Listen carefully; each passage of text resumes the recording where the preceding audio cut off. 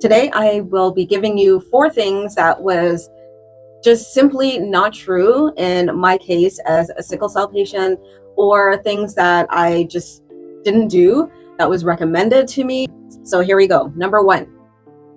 When I was younger, the doctors told me, or told my parents, that I wouldn't live past 20 years old. I will be 44 this year, 2025. So sickle cell warriors are here to stay. Number 2, I was frequently recommended a blood transfusion and also needed a blood transfusion multiple times throughout my admissions when I was younger, and my parents refused the blood transfusions. And until this day, I have never had one blood transfusion. So not to say that it's not necessary. Absolutely, it is necessary. Some of us sickle cell warriors, we need blood transfusions to survive. We need blood transfusions to recover. We need blood transfusions to function. If you are able to give blood, please give blood, because you are their lifeline. I'm just saying, I never had a blood transfusion, thankfully. Number 3. I should take hydroxyurea. I was actually told that they're doing a trial. Yes, a trial. This was when they were just studying hydroxyurea, and they wanted to have certain patients to test on to see if it works. My parents refused, and so I have never had to have hydroxyurea. I was recommended hydroxyurea well into my adulthood, and my hematologist knows now that I'm not taking it. But for those who have benefited from the hydroxyurea and lessening their sickle cell episodes, that is amazing. That is great. It's needed and necessary for those who are having frequent crisis. And I did have frequent crisis, but I never took hydroxyurea. And it's not necessarily an alternative, or quote unquote alternative medicine. It is a medical intervention.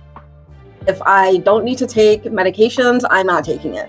So I've never taken hydroxyurea, and I don't think I ever will.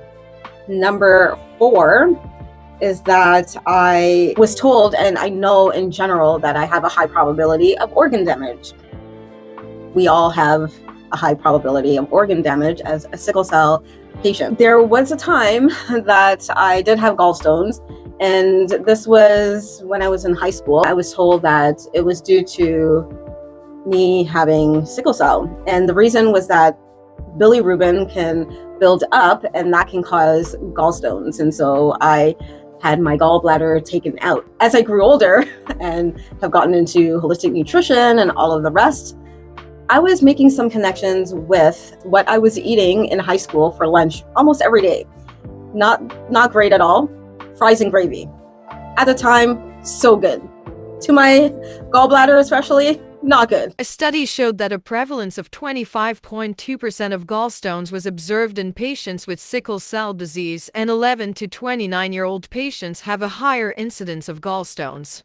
I think it could have been both the buildup of bilirubin and my very bad eating habits. But I don't have a gallbladder, and I also had a sickle cell retinopathy. I was told that there wasn't any oxygen getting into the back of my eye, the retina, and the choroid. And so when this happens, it can cause impaired vision. And if it's progressed, it can cause blindness. Thankfully, it was caught early, and I had laser done on both eyes. And so everything is a-okay. I do have my spleen, and I was told that I may have to have a spleen transplant. That's another complication, but nope. Still got my spleen and my other organs, just not my gallbladder. And my eyes are okay right now. So those are 4 things that was either untrue or that I didn't need to do. It was not living past 20 years old, which I have, obviously. I may look it, but I'm past 20, okay? All right. Number 2 was that I was recommended transfusions, which I never had in my life, thankfully.